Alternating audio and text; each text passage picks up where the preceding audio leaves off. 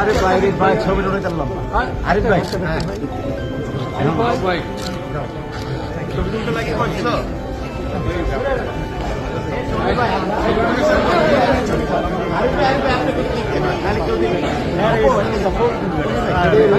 video করতে পারি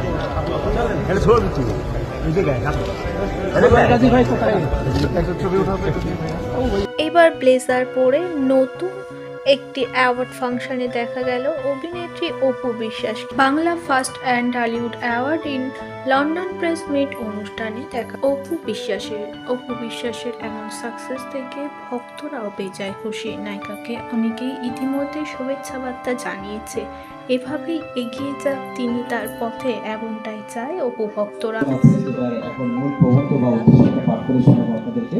তার আগে গতকাল রাতে আমাদের স্বনামধন্য চলচ্চিত্র